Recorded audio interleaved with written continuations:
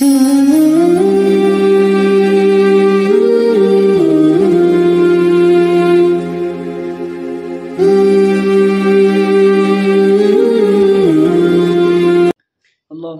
على سيدنا محمد وعلى آل سيدنا محمد وأصحاب سيدنا محمد وبارك وسلم عليه. نحمده ونصلي على رسوله الكريم، أما بعد. فأعوذ بالله من الشيطان الرجيم. بسم الله الرحمن الرحيم.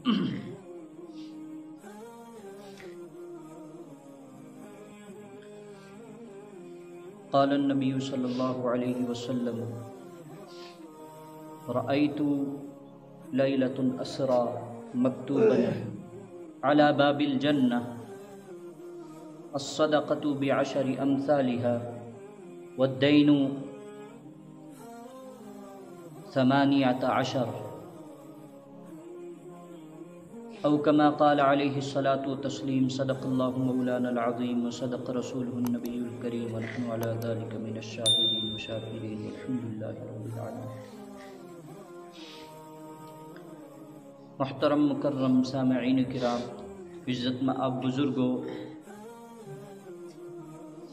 بھائیوں اور دوستوں، السلام علیکم ورحمۃ اللہ وبرکاتہ۔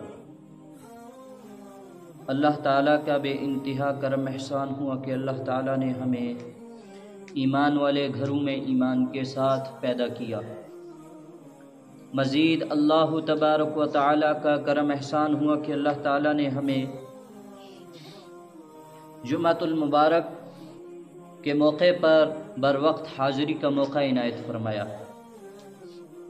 اللہ تعالی ہمارا یہاں آنا قبول فرمائیں، ہمارا کہنا سننا نماز کا ادا کرنا قبول فرمائیں، دنیا کے اندر ہدایت، آخرت کے اندر نجات کا ذریعہ بنائیں۔ سامعین کرام، اللہ تعالی نے ہمیں دنیا میں بھیجا تو ہمارے لیے پوری زندگی شکر ادا کرنے کے لیے یہی کافی تھا کہ ہمیں اللہ تعالیٰ نے مسلمان بنایا، مسلمان گھروں میں پیدا کیا۔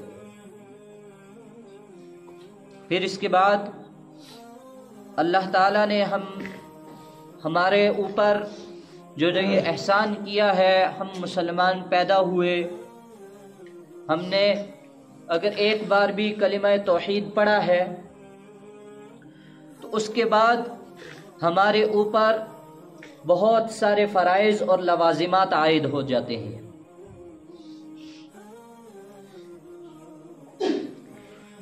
کہ فرمایا کہ کامل مومن، کامل مسلمان وہی ہے، کامل ایمان والا وہی ہے جو اسلام کے تمام شعبوں میں اعتدال کے ساتھ زندگی گزارے۔ اس سے کیا مراد ہے کہ اسلام کے جتنے شعبے ہیں، اولاً عقائد، دوسرا عبادات، پھر اس کے بعد معاملات، اخلاقیات، معاشرت، ان تمام شعبوں میں کامل مومن وہ ہے جو اعتدال کے ساتھ عمل کرے۔ ہم اگر عقائد کے معاملے میں صحیح ہیں اور باقی شعبوں میں ہمارا معاملہ صحیح نہیں ہے تو فرمایا کہ کامل مومن ہم نہیں ہیں۔ کوئی بھی کامل مومن نہیں ہو سکتا جب تک کہ وہ مکمل ان شعبوں کے اوپر عمل نہ کرے اور اعتدال کے ساتھ عمل کرے۔ پھر اگر ہمارے عقائد درست ہیں، ہماری عبادات درست ہیں، معاملات، معاشرت اور اخلاقیات میں ہمارا کوئی اچھا کردار نہیں ہے تو تب بھی ہمیں افسوس کرنا چاہیے۔ اور ان تمام شعبوں میں اولاً عقائد آتے ہیں، وحدانیت، توحید، اور اسی کے ساتھ ضم ہو کر رسالت، عقیدہ نبوت، عقائد رسالت، یہ ان توحید کے ساتھ ضم ہو کر چیزیں آتی ہیں. ہمارا توحید کے اندر صحیح ایمان ہونا چاہیے. توحیدی مسائل کے اندر ہم ننگی تلوار جیسے ہوں کہ اس طرف گرے تب بھی ہمارا کام نہیں بنے گا، ہم کل اللہ کے بارگاہ میں پکڑے جائیں گے، اس طرف گرے تب بھی ہم اللہ تعالیٰ کی بارگاہ میں پکڑے جائیں گے. دونوں صورتوں میں. پھر رسالت کے معاملے میں ہمارے عقائد درست ہونے چاہیے. اس کے بعد عبادات، کہ جس شخص کے عقائد درست نہیں ہیں تو اس کی عبادات درست نہیں. پھر اس کے بعد انسان کے معاملات، لین دین، معاشرت، وہ معاشرتی زندگی جو ہماری اپنے رشتہ داروں کے ساتھ، اپنے پڑوسیوں کے ساتھ، اپنے والدین کے ساتھ، اپنے چھوٹوں بڑوں کے حقوق سکھاتی ہے، ان میں بھی ہم صحیح ہونے چاہیے. پھر اخلاقیات کے معاملے میں ہمارے اخلاق درست ہوں.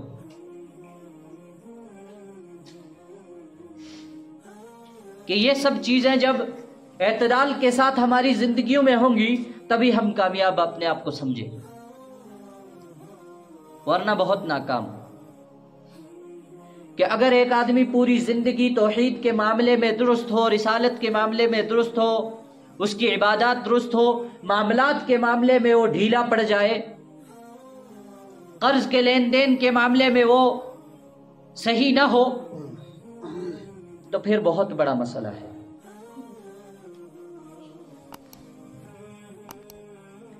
کہ اللہ تعالی تمام اپنے حقوق معاف کر دیں گے، اور نبی اکرم صلی اللہ علیہ وسلم کی ذات اقدس ہے ہی اتنی شفیق، اور ہمیں امید رکھنی چاہیے کہ آپ صلی اللہ علیہ وسلم کل قیامت کے دن ہم نافرمانوں سے چہرہ نہیں موڑیں گے. مگر بہرحال معاملات ایسے ہیں کہ فرمایا ایک شخص شہید ہو، یہ حکمن شہید نہیں، حقیقی شہید ہو، یعنی کہ مشرکین اور کفار کے مقابلے میں اعلان جنگ ہو، اعلان جنگ کے بعد وہ جنگ کے میدان میں لڑے، لڑنے کے بعد اس کی گردن کٹ جائے، فرمایا اتنا بڑا شہید. پھر اللہ تعالیٰ اس کو زندہ کرے، حدیث ہے، پھر اسی طرح اس کو شہادت حاصل ہو، پھر اللہ تعالیٰ اس کو پھر سے زندگی عطا فرمائے، پھر وہ جو جام شہادت پھر سے نوش کرے. فرمایا 3 بار شہید ہونے کے بعد کیا کوئی ایسی چیز ہوگی جو اس کو جنت میں جانے سے روکے گی؟ نبی اکرم صلی اللہ علیہ وسلم نے فرمایا کہ اس کے اوپر اگر ایک رائی کے برابر بھی کسی کا قرض ہو تو وہ جنت میں نہیں جائے گا، جبکہ یہ حقیقی شہید کا معاملہ ہے. اللہ کے نبی صلی اللہ علیہ وسلم نے فرمایا قرض کے معاملے میں انسانوں کی 4 قسمیں ہیں. بہرحال میں قرض کی بات اس لیے آپ کے سامنے رکھ رہا ہوں کہ ہمارے معاشرے میں قرض ایک ایسی چیز ہے جس کو بہت زیادہ کوئی ہم اس کو بڑا نہیں سمجھتے، ہم معمولی سی چیز سمجھتے ہیں. ایک بزنس اسٹریٹجی کے نام سے اس کو جانا جاتا ہے. قرض کا لینا دینا یہ جو ہے کاروبار کا ایک وہ داؤ پیچ ہے، جبکہ قرض کا معاملہ اتنا سخت ہے کہ اللہ کی پناہ. قرآن مقدس میں قرآن کریم کی سب سے بڑی آیت جو ہے وہ قرض کے متعلق ہے. 3 پارے کی سورہ بقرہ کی جو ہے آخری رکوع سے پہلا رکوع جو ہے وہ قرض کے معاملے میں ہے. تمام مسائل بیان کیے گئے، قرض کا لین دین کیسے کیا جائے۔ فرمایا یا ایھا الذین آمنوا اذا تداینتم بدین الی اجل مسمی، جب تم میں سے کوئی قرض کا لین دین کرے تو اس کو لکھ لے۔ پھر اسی آیت کی لمبی تفسیر ہے، فرمایا قرض کے لکھنے میں وہ پھر مردوں میں سے کسی ایک کو بھی گواہ رکھ لے، عورتوں میں سے 2 گواہیاں۔ پھر اگر مقروض قرضے سے انکار کر دے، پھر اس کے معاملات، بڑی طویل آیت ہے اور اس کی بڑی لمبی تفصیل ہے۔ خیر، تو اللہ کے نبی صلی اللہ علیہ وسلم نے فرمایا قرض کے لین دین کے معاملے میں انسانوں کی 4 قسمیں ہیں۔ پہلا، وہ شخص جو قرض کے دینے میں بھی اچھا ہو، دینے میں اچھا ہو پر لینے میں اچھا نہ ہو، یعنی کہ جب اس کے پاس کوئی قرض لینے آئے تو بڑی خوش الحانی سے بات کرے، اگر قرض دینے کی وسعت رکھتا ہو تو دینے سے انکار نہ کرے، سائل کا بھرم بھی رکھے، سائل کو زیادہ تکلیف نہ دے، کیونکہ سائل کو تکلیف ہوتی ہے بعضی مرتبہ قرض کے مانگنے میں، تو یہ بار بار اس کو نہ پوچھے کیا معاملہ ہے، کیا وجہ ہے، کیوں لے رہے ہو۔ دینے میں بہت آسانی کرے، بہت نرمی کرے، اور لینے میں سختی کرے۔ اللہ کے نبی صلی اللہ علیہ وسلم نے فرمایا اس کی جو خیر ہے، قرض کے دینے میں جو یہ اچھا معاملہ کر رہا ہے، جو اس کے اندر شر ہے، یعنی قرض کے لینے میں سختی سے پیش آتا ہے، کہا اس کی وہ خیر اس کے شر کو ختم کر دے گی، اس کا معاملہ برابر ہے،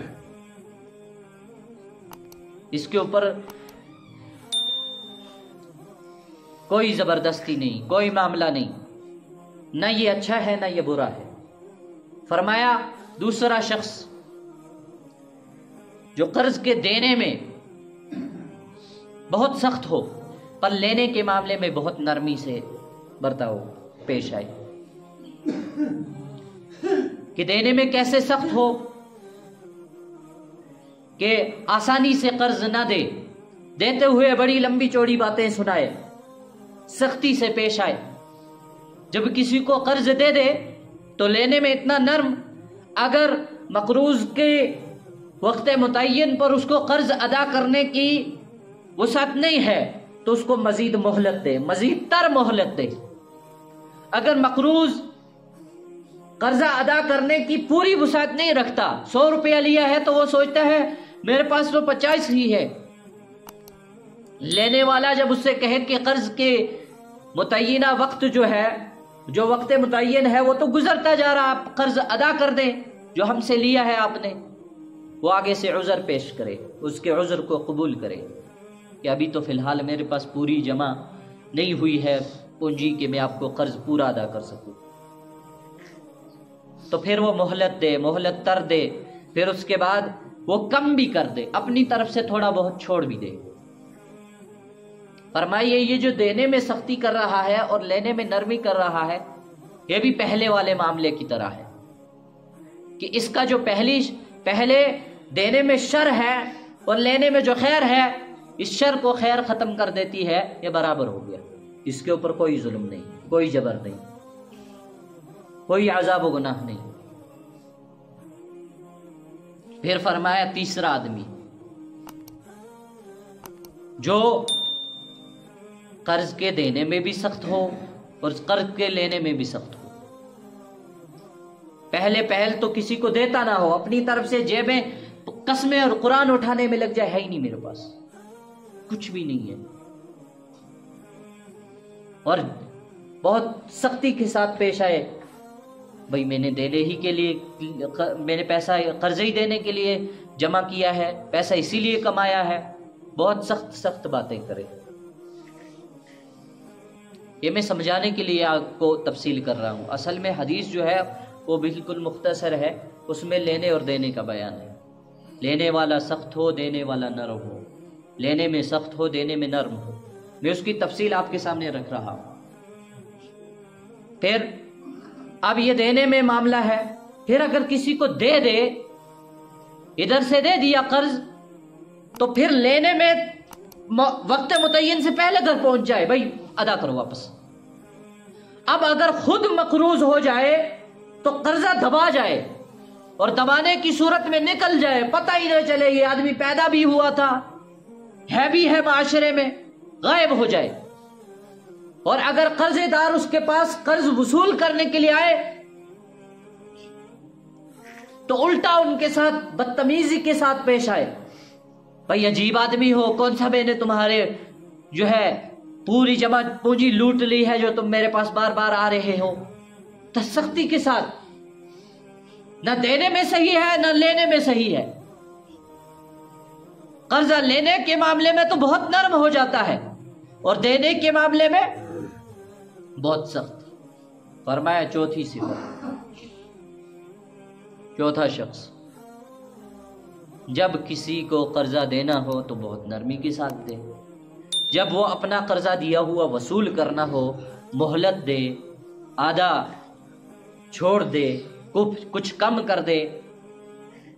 اگر اس کو خود قرض کی ضرورت ہو تو بہت نرمی کے ساتھ پیش آئے، بہت عاجزی کے ساتھ قرضہ مانگے.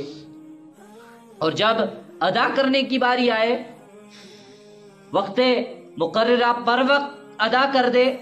اور ادا کرنے میں یہ سوچتا ہے کہ میں نے جس سے قرض لیا ہے اس نے مجھ پر احسان کیا ہے، اب یہ احسان کا بدلہ یہ ہے کہ میں تھوڑا سا اس کے ساتھ تحائف ہدیے بھی پیش کر دوں یا کچھ اضافی رقم پیش کر دوں. فرمایا یہ بہترین ہے. پہلے دو جو بتائے کہ فرمایا یہ صحیح نہیں ہے. کیوں؟ کہ ان کے پاس کوئی معاملہ نہیں ہے، کوئی قرضہ دینے اور لینے کے معاملہ میں یہ جو ہے برابر ہے، لینے میں سخت، دینے میں نرم، دینے میں سخت، لینے میں نرم. فرمائیے کسی شمار میں نہیں آتے. پھر تیسرا شخص، یہ بدترین شخص ہے. کسی کو قرضہ دے رہا ہے، بہت باتیں سنا کر دے رہا ہے، لینے میں بہت باتیں سنا کر لے رہا ہے، اور جب خود قرضہ لے تو بڑی ماٹھے لگا کر، بڑی منافقت کر کر لے رہا ہے، اور جب ادا کرنی باری آئے تو چھپ جا رہے. فرمائے یہ شخص بدترین ہے. اور پھر آخری والا شخص جو لین دین ادا کرنے میں، قرض لینے میں، قرضہ کسی سے حاصل کرنے میں نرم ہو، فرمائے یہ بہترین شخص ہے. اور اسی کے متعلق کسی کی یہ جو باب الدین ہے احادیث میں، قرضے کا باب، اس میں بہت ساری احادیث ہیں. ان میں ایک مستند حدیث ہے. اللہ کے نبی صلی اللہ علیہ وسلم نے فرمایا، رأیت لیلۃ اسرا، میں نے دیکھا معراج کی رات، مکتوباً علی باب الجنہ، ایک کچھ لکھا ہوا میں نے دیکھا معراج کی رات جنت کے دروازے پر. کیا لکھا ہوا دیکھا؟ الصدقۃ بعشر امثالھا، صدقے کا بدلہ ہم 10 گنا آپ کو بڑھا کر دیں گے. صدقہ جو آپ کریں، صدقہ جو آپ دیں گے وہ آپ کے نامہ اعمال میں کتنا گنا بڑھا کر لکھا جائے گا؟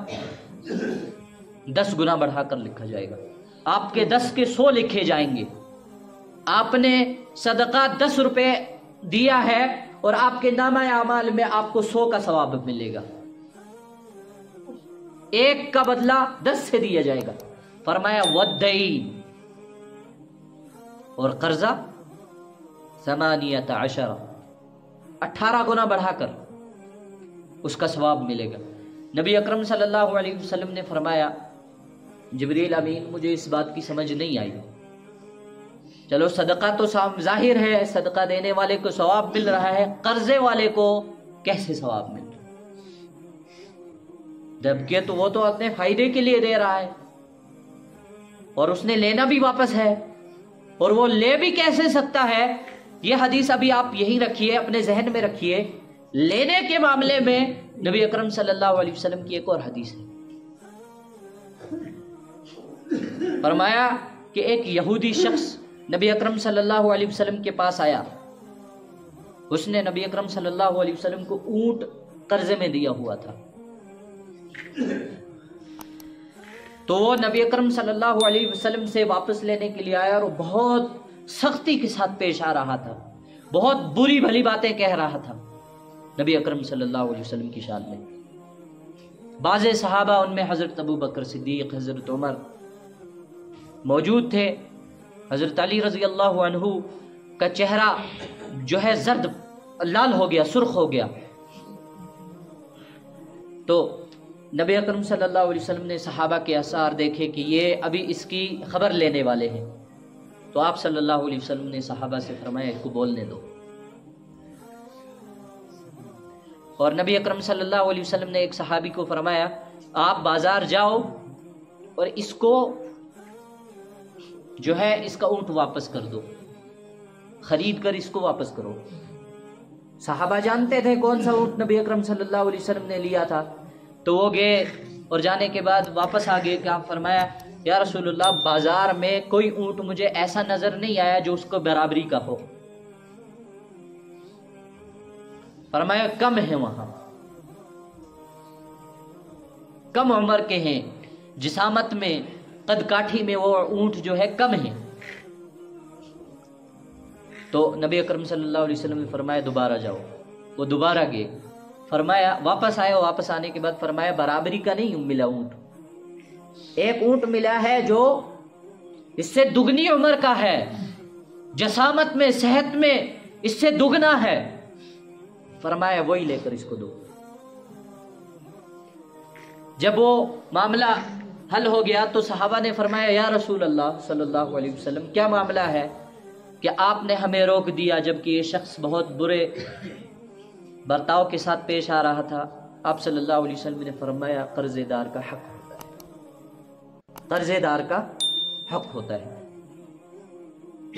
اگر قرضے دار جو قرضہ رکھتا ہے, ایک ہو گیا مقروض, ایک ہو گیا قرضے دار,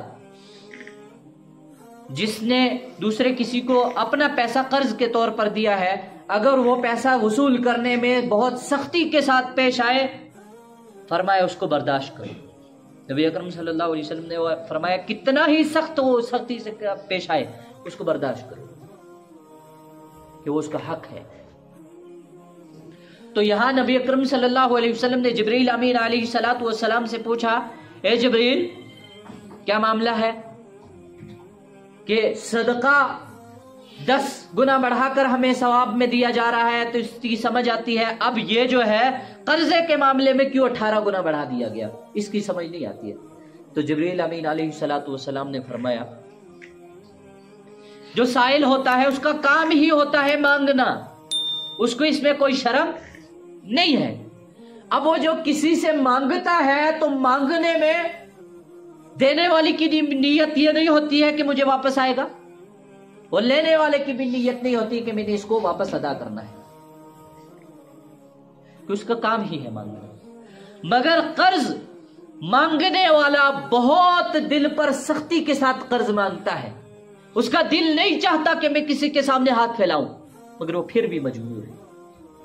اور لینے والا پوری اتھارٹی میں ہے, وہ دے تو ٹھیک, نہ دے تو ٹھیک, مالک ہے.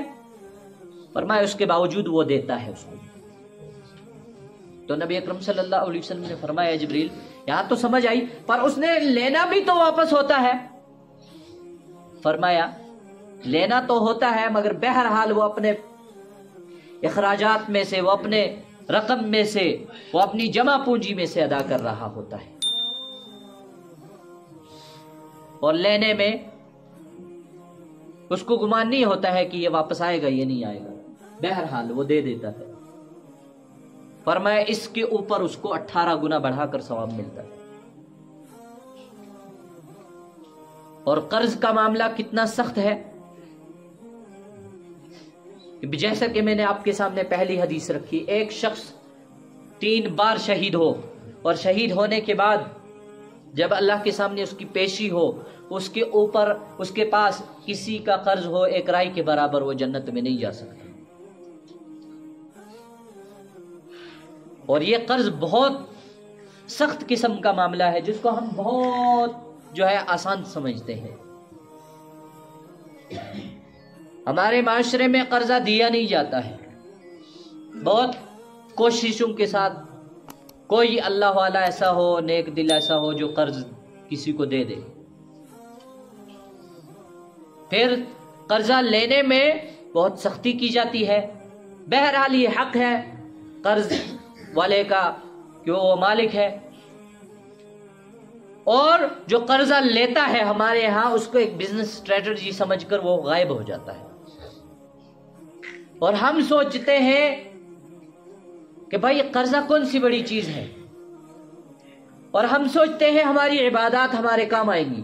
فرمایا نہیں، قرض ایک ایسی چیز ہے جو عبادات، جو اخلاقیات، جو معاشرت، جو عقائد، سب چیزوں کو ختم کر دیتا ہے اگر اس کا لین دین صحیح طریقے سے نہ کیا جائے.